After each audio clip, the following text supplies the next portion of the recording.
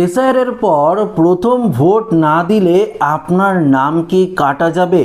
এই মুহূর্তে নির্বাচন কমিশনারের তরফ থেকে দ্বিতীয় দফা ভোটের আগেই একটি গুরুত্বপূর্ণ ঘোষণা করা হয়েছে, যা আজকের এই ভিডিওতে আপনাদেরকে এই বিষয়ে একদম বিস্তারিতভাবে জানিয়ে দেব। তো আশা রাখবো ভিডিওটিতে আপনারা প্রত্যেকেই প্রথম থেকেই শেষ পর্যন্ত সঙ্গে থাকবেন এবং নতুন হয়ে থাকলে চ্যানেলটিকে সাবস্ক্রাইব করে পাশের দেওয়া বেল আইকনটিকেও প্রেস করে অল নোটিফিকেশনটিকে বাজিয়ে দেবেন। দেখুন বন্ধুরা, এই যে এসআইআর হয়েছে গোটা পশ্চিমবঙ্গ জুড়ে, এই এসআইআরের ফলে লক্ষ লক্ষ ভোটারের নাম কিন্তু বাতিল হয়েছে। তাদের কথা তো বাদই দিচ্ছি, তারা তো আর নির্বাচন দিতে পারবে না। যাদের একদম নাম ডিলিট রয়েছে তারা কিন্তু এই ভোট থেকে বিরত থাকবে, অর্থাৎ এই ভোট কিন্তু তারা দিতে পারবে না।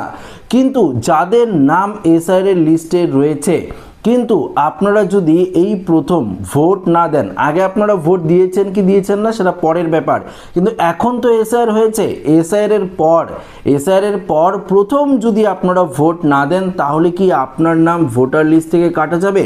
এই প্রশ্নের উত্তর নির্বাচন কমিশন কি দিল সেটাই আপনাদেরকে সরাসরি আমরা এই ভিডিওতে জানাবো।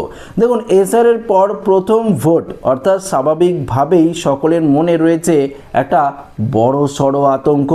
দেখুন, কান পাতলে শোনা যাচ্ছে এবার ভোট না দিলে নাকি ভোটার লিস্ট থেকে নাম কাটা যাবে আপনার।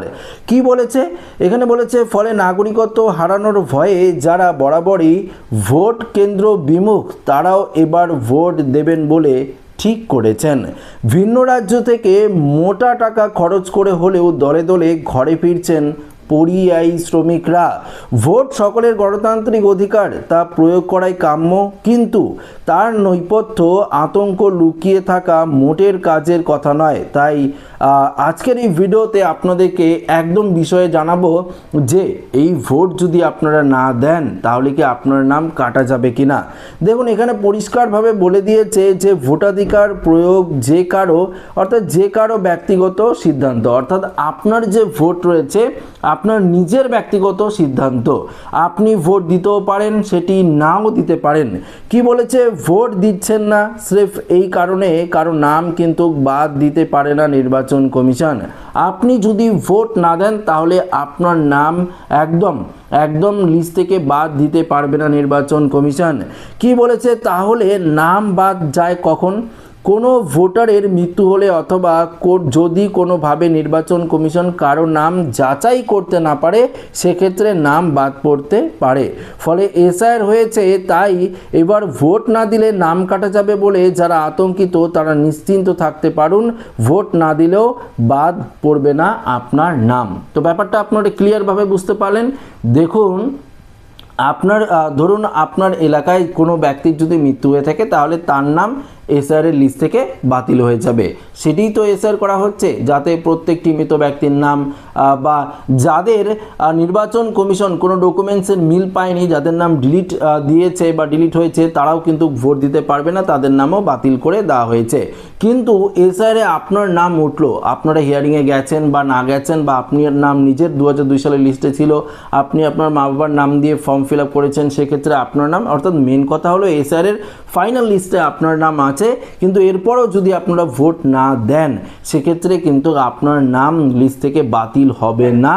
যদি কোনো কারণে আপনারা ভোট দিতে না পারেন সেটা আপনার ব্যক্তিগত ব্যাপার, আপনি ভোট দেবেন কি দেবেন না বা আপনি কাকে ভোট দেবেন সেটা সম্পূর্ণ আপনার ব্যক্তিগত ব্যাপার।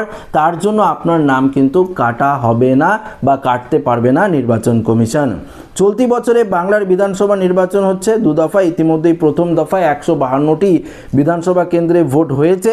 এখন দ্বিতীয় দফায় আগামীকাল 142টি বিধানসভা কেন্দ্রে ভোট রয়েছে। তাকিয়ে রয়েছে মুখ্যমন্ত্রী মমতা বন্দ্যোপাধ্যায়ের নিজের আসন ভবানীপুরেও। এই দফায় ভোট হবে মোট 7টি জেলায়। তো বন্ধুরা, বুঝতেই পারলেন, আগামীকাল যেহেতু দ্বিতীয় দফার নির্বাচন রয়েছে, অনেকেই আপনারা আতঙ্কিত রয়েছেন যে অনেকেই কি হচ্ছে, বাইরে রয়েছে, ট্রেনে আসতে পারছে না, প্রচুর পরিমাণে ভিড়, ট্রেনের টিকিট পাচ্ছে না, ফ্লাইটের টিকিট পাচ্ছে না, বিভিন্ন ধরনের সমস্যার কারণে যারা বাড়িতে পৌঁছাতে পারেননি এবং আগামীকাল আপনার ভোট রয়েছে, সেক্ষেত্রে আপনারা নিশ্চিন্ত থাকুন, ভোট না দিলেও আপনার নাম কিন্তু কাটা হবে না।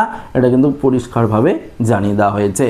তো বন্ধুরা, আশা রাখবো ভিডিওটি প্রত্যেকের ভালো লেগেছে। ভিডিওটি ভালো লাগলে লাইক করবেন, বন্ধুদের সাথে শেয়ার করবেন, নতুন হয়ে থাকলে চ্যানেলটিকে সাবস্ক্রাইব করে আমাদের সঙ্গে জুড়ে থাকবেন। ধন্যবাদ।